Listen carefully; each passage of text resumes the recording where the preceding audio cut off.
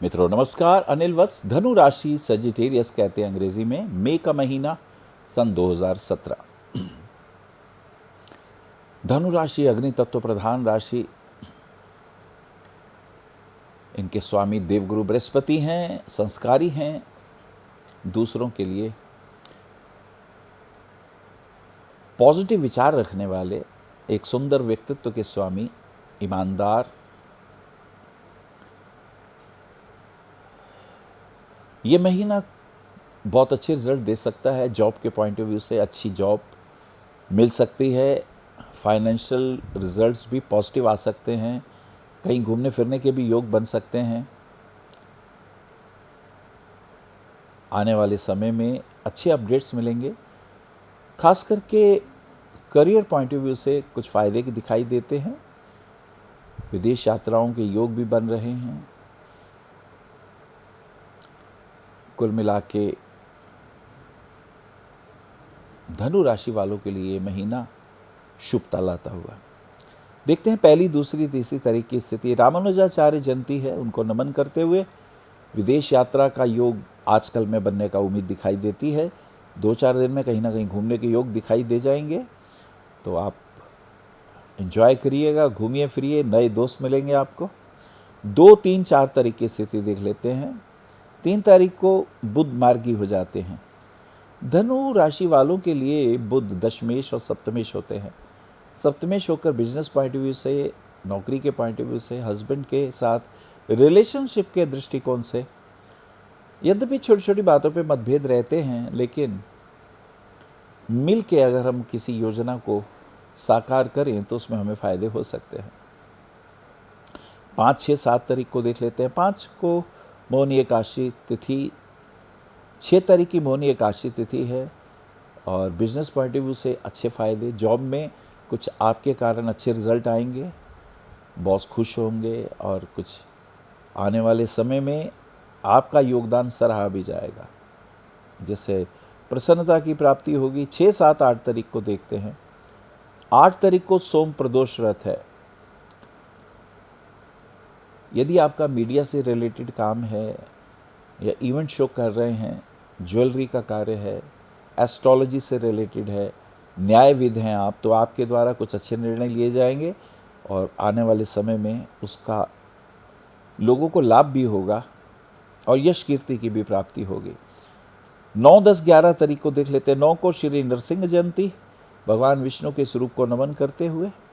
10 तारीख की वैशाख पूर्णिमा, बुद्धा जयंती। 4 आर्य सत्य की बात करते हैं। गौतम बुद्ध, दुख सत्य है, मृत्यु सत्य है और इस संसार के अंदर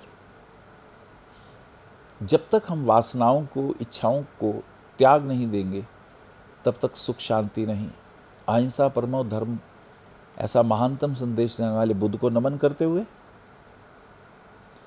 10, 11, 12 तारीख को देख लेते हैं। 11 तारीख की स्थिति को देखें तो कुछ आवेश और जोश, कहीं पार्टी में जाएं तो व्यर्थ क्रोध वगैरह ना करिएगा। अपने ही लोगों के बीच में व्यर्थ की बातों पे आवेश और क्रोध से बचिए, फास्ट ड्राइविंग से बचिएगा। सेहत का थोड़ा ध्यान रखिएगा। 12, 13, 14 तारीख को देख लेते हैं। 13 तारीख की स्थिति बहुत अच्छी, पॉजिटिव। कुछ साहसिक निर्णय लेंगे, कुछ बोल्ड स्टेप उठाएंगे, नेम फेम की प्राप्ति होगी। समय अनुकूल होता हुआ 14 तारीख को सूर्य का वृषभ राशि में प्रवेश हो जाता है। सूर्य आपके भाग्येश है और जब ये वृषभ राशि में आते हैं तो इसका अर्थ ये है, सोच समझ के निर्णय लेंगे। तीर्थ यात्रा में अगर हैं तो हेल्थ इश्यूज का ध्यान रखिएगा, खाने पीने में परहेज रखिएगा।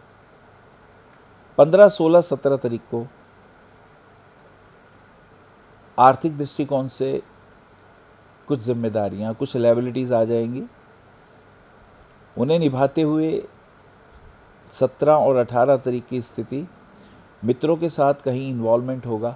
भाई बहनों के साथ किसी छोटी छोटी बात के ऊपर तनाव हो सकता है और अपने मित्रों के साथ भी आवश्यक नहीं कि आप उनकी बातों को मानें, लेकिन इससे क्लेश भी नहीं हो, इसका ध्यान रखिएगा। पार्टनरशिप वगैरह से बचिएगा।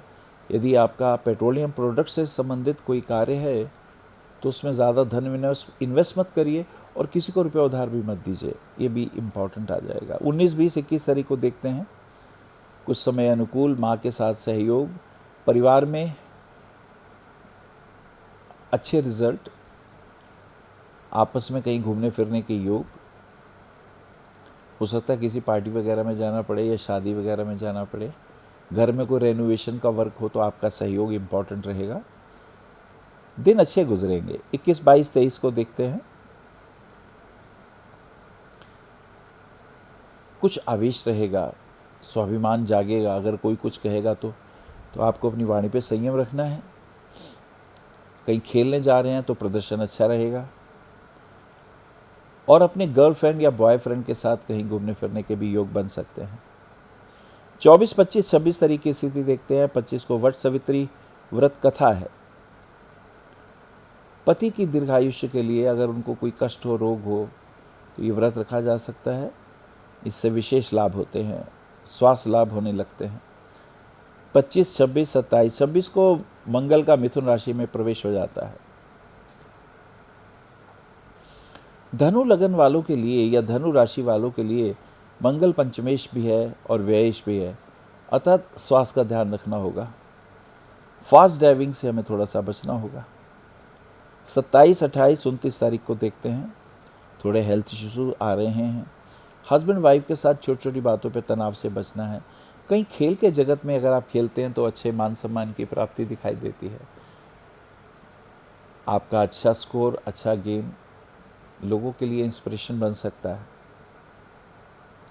28 तारीख को महाराणा प्रताप जयंती, उनको नमन करते हुए 29 तारीख को गुरु अर्जुन देव का बलिदान दिवस। हिंदुओं के लिए, उनके मान सम्मान के लिए आपने अपना शीश दान कर दिया था। ऐसे महानतम गुरु को नमन करते हुए, प्रणाम करते हुए 30 और 31 तारीख को देखें। 31 को मंगल अस्त है।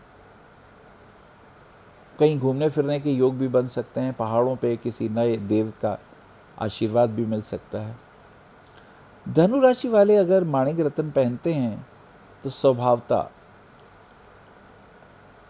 पिता के स्वास्थ्य के दृष्टिकोण से शुभ होता है। और अगर आप कहीं विदेश जाना चाहते हैं तो उसमें भी वो लाभदायक होगा। पुखराज रत्न पहनने से घर गृहस्थी के तनाव कम होते हैं और आध्यात्मिक दृष्टिकोण से लाभ होता है और जॉब के पॉइंट ऑफ व्यू से भी अच्छे अपडेट्स आते हैं।